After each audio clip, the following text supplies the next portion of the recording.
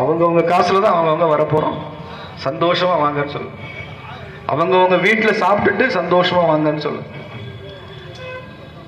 5 பைசா வேனுக்கோ சாப்பாட்டுக்கோ இதுக்கெல்லாம் கொடுக்குற பழக்கமே இல்லை. 5 லட்சம் பேர் கூடுவாங்கன்றதையும் சொல்லுங்க, உங்க காவல்துறைக்கு சொல்லுங்க. எதுவும் கிடையாது. இங்க இன்னும் 200 ரூபா உடன்பிறப்புகள்லாம் எங்க கட்சியில இல்லப்பா, அவெல்லாம் உங்க கட்சிக்கு போயிட்டான். கூலி பிரியாணி குவார்டர்லாம் இங்க இல்லை. அதெல்லாம் வச்சுக்கிட்டு வேன்ல ஏத்துற கூட்டம் இல்லை.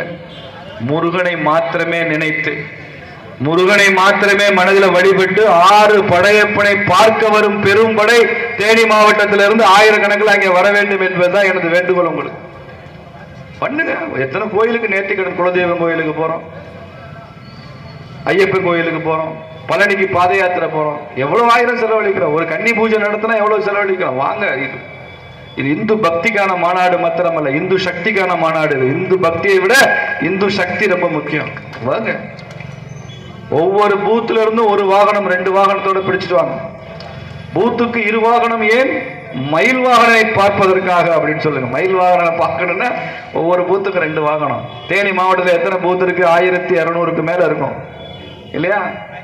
1200 வாகனம் பிளஸ் இன்ட்டு 2000 வண்டி வந்து என்ன ஆகும்? இங்க இருந்து மதுரை வரைக்கும் தேனி மாவட்ட வண்டி தான் ஊர்வலம் போகும். வாங்க, முதல் வண்டி மதுரையை தொடும் போது கடைசி வண்டி இங்க ஆக்சிலேட்டரை ஸ்டார்ட் பண்ணிட்டு இருப்பாரு டிரைவர். ஏன்னா அவ்வளவு 2000 வண்டி நின்னா அப்படி இருக்கும். வாங்க வாங்க, விஸ்வரூப காட்சி தெரியணும்ல மக்களுக்கு. இதை செய்யணும். காவல்துறையிட்ட அனுமதி கேட்டு கொடுத்துருக்கோம். மாநாட்டுக்கு 6 படை வீடுகளுக்கும் கண்காட்சி இருக்கு. நீங்க அங்கே வந்து திருச்செந்தூர் முருகனை தரிசிக்கலாம், அங்கே வந்து பழனி முருகனை தரிசிக்கலாம், அங்கே வந்து திருத்தணி முருகன் கம்பீரமா இருப்பார். 6 படை வீட்டுக்கும் 6 சந்நிதி வச்சிருக்கோம். மாநாட்டுக்கு 10 நாள் முன்னதே அது ஆரம்பிக்கப்படும். அதனால இது முழுக்க முழுக்க பக்தி தான். இது அரசியலே இல்லை, கொஞ்சம் கூட அரசியல் இல்லை. நான் கூட ஒரு சஜஷன் சொன்னேன். துர்கா அக்காவை கூப்பிட்டா முதல் ஆளா வந்துருவாங்க. அவங்களே வந்து மாநாட்டை துவங்கி வச்சுக்க வந்துருவாங்க.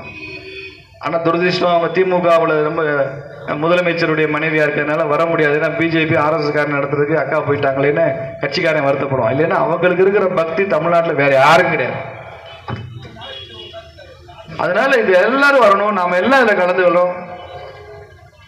இப்படி ஒரு எழுச்சி இந்த தேனி மாவட்டத்தில் நான் பார்க்கணும். அதை சொல்லிட்டு போதான் நான் வந்தேன்.